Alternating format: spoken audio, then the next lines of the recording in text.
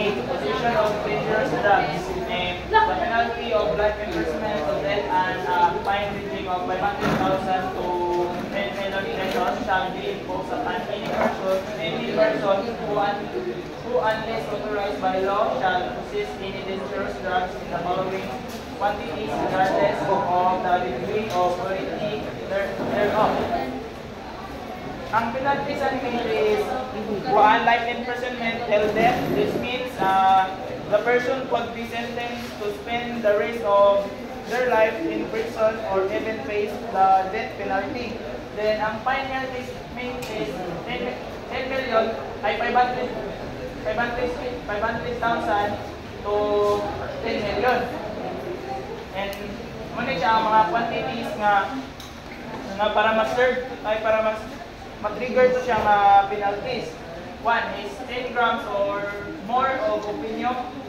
2, opium. 10 ay 10 grams or more of morphine. 3, 10 grams or more of heroin.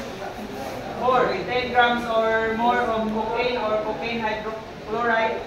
5, 50 grams or more of methamphetamine hydrochloride or shabu. 6, 10 grams or more of marijuana resin or marijuana resin oil.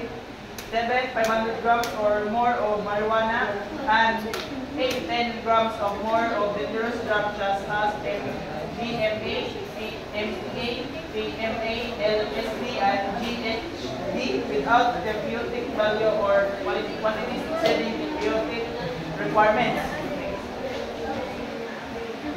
If less than ang quantity or involved nga kanang less than siya sa quantities nga natawag kung sa kaganyang slides may say 9 3 ka 1 para mga 3 ka ay that kanang mga penalties nga kanang evaluated as follow.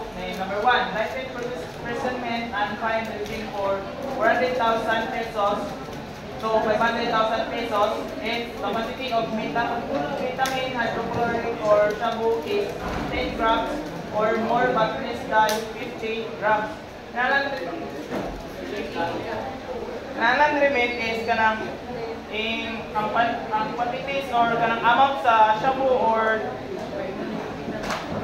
kanang distansya sa 50. Kaya if sa 50 ang 50 grams ang shabu is ang iyang penalty is life imprisonment o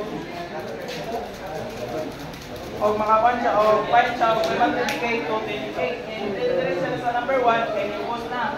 Pero like ang iyang penalty is life imprisonment kagapon pero iyang fine is nimubo 400,000 to 500,000 na lang. Number 2, a sentence of dangerous drugs possession in 20 years and 1 day to life imprisonment with a fine between 400,000 to 500,000 if the quantity is 5 grams or more less but less than the 10 grams of morphine, heroin, cocaine, marijuana resin, methamphetamine hydrochloride or marijuana. 3, the sentence of dangerous drug uses is 12 to 20 years with the fine ranging for 300,000 to 400,000 if the quantity is less than 5 grams or opium, morphine, heroin, cocaine, marijuana resin, methamphetamine hydrochloride or 300 grams of marijuana without therapeutic value of exceeding therapeutic requirements.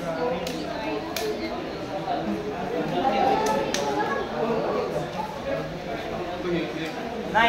Possession of equipment, instruments, apparatus, and other paraphernalia for dangerous drugs. A person can face imprisonment of 6 months and a fine of 10K to 50K for possessing or controlling dangerous equipment or smoking, consuming, administering, injecting, indistinct or introducing the dangerous drug. Medical practitioner and professional must follow implementing the advanced position of such equipment is considered evidence evidence of violating Section 15 of the Act.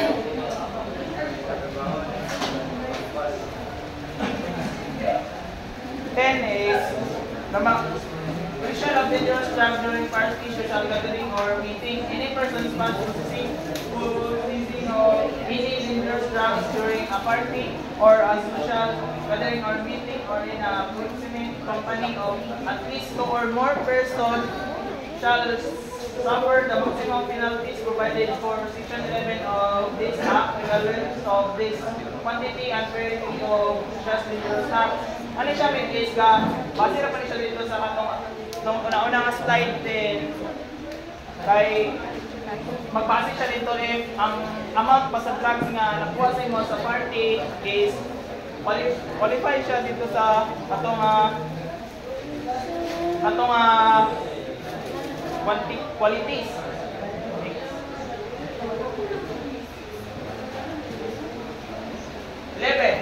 Possession of equipment, instrument, apparatus, and other paraphernalia for dangerous drugs during parties, social gathering, or meeting. Maximum penalty provided for Section 12 of this Act shall be imposed upon any person who shall possess or have under his or her care control any equipment, instrument, apparatus, and other paraphernalia or intended for smoking, showing, administering, ingesting, or introducing any dangerous drug into body during parties, social gathering, or meetings, or the company of at least 2 or 2 person. Limit is ano siya may kanang paano ba sa Section 12 nga kung sa slide nga number 9 is dito lang siya provide sa iya nga penalty nga nakikan siya o parang penalias or apparatus para sa party or dili siya mapuan sa Section 12 na mapuan siya o imprisonment siya o 6 months, then makapain siya o 10K o 50K.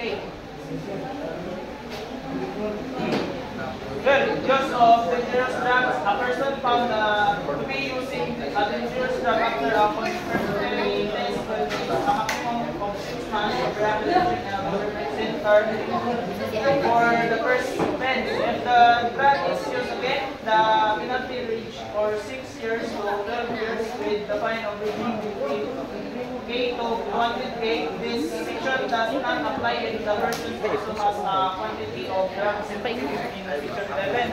Limit is if ikaw ay first offender, if a person caught using dangerous drug for the first time is undergo for rehabilitation, then of 6 months for 6 months of rehabilitation sa government. Then if second offense namin, if the person caught during again na siya, niusog na po siya, they will face a person sentence of 6 to 12 years, then makapain siya of 50K to 200K.